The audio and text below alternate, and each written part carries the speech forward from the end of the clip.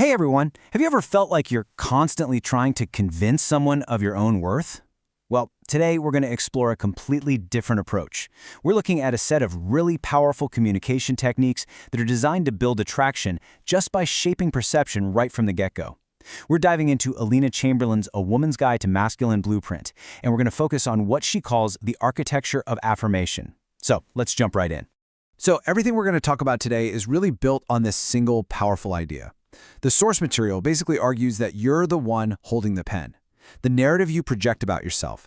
It isn't just about feeling confident. It's a tool that actively teaches a partner how to see you and ultimately how to value you. All right, so here's our game plan for today.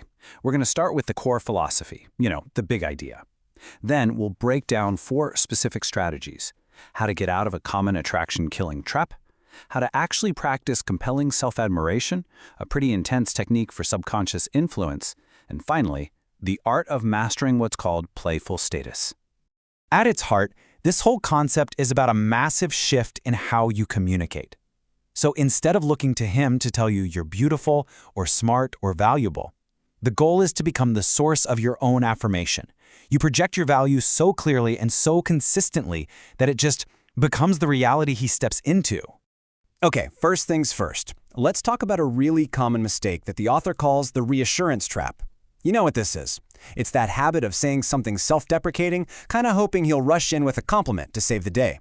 The source argues this is a form of low-status behavior that can actually backfire big time. And here's the psychological twist. According to the author, when you say something insecure like, "Ugh, I look so fat," you're not just fishing for a compliment. By repeating it over and over, you're actually priming his brain to start looking for the very flaws you're pointing out. So what starts as a simple plea for reassurance can end up planting a seed of doubt that you never, ever intended. So if the trap is being your own worst critic, the escape is to practice what the author calls affirmative mirroring. And the idea is actually simple, but it's really powerful. To truly charm him, you first have to be genuinely charmed by yourself, and you have to be willing to actually say it out loud. Now, this whole practice has 3 parts. First up is to narrate your beauty. This means speaking about your best attributes as if they're just simple, undeniable facts. Second is to convey self-fascination, which means showing that you're kind of captivated by your own magnetism. And third, and this one is interesting, is to provide social proof, which is a way of reinforcing your value through the eyes of other people. This is such a perfect illustration of how social proof is supposed to work. See, instead of asking him, "Do I look good in this?" you're conveying that your desirability is already an established fact, something other people have noticed. You're not looking for his approval. You're just sharing a social reality that he's now invited to witness for himself. It's a really subtle but powerful shift in how you frame things. Okay, now we're getting into what the author presents as the most potent, maybe even the most controversial technique in the guide. It's designed for moments of really deep intimacy, and it's framed as a way to directly influence a partner's subconscious when it's at its most receptive. So the theory behind this hinges on what the author calls the alpha-theta state. It's described as this brain state you reach at the peak of orgasm, where a person is believed to be highly suggestible.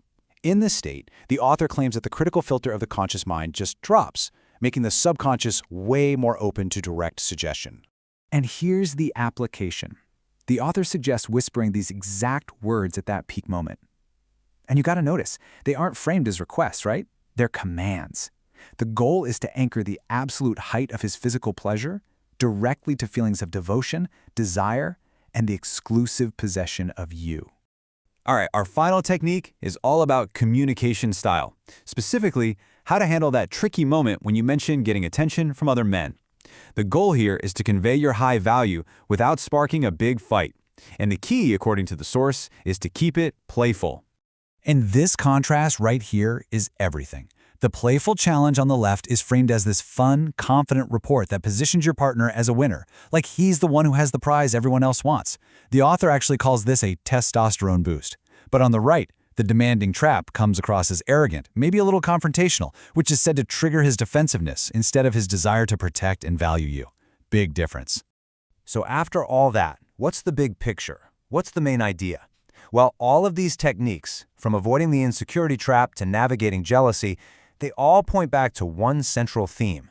The story you tell about yourself is the story he will ultimately believe. Your narrative is your power. So, Let's just quickly recap the journey we've been on. It all starts by cutting out that self-sabotaging language. From there, you learn to proactively project self-love. For those deeper moments of connection, the source offers those peak state commands. And finally, you master the art of the playful challenge to communicate your high status with charm and grace. And that brings us to our final question for you to think about. This whole framework places an immense amount of power in the hands of the speaker. It suggests that attraction can literally be architected through deliberate, conscious language. So, what do you think? Is the story you tell about yourself truly the most powerful tool of all? You can find the electronic version of book She Who Awakens by Alina Chamberlain at wishforlove.org.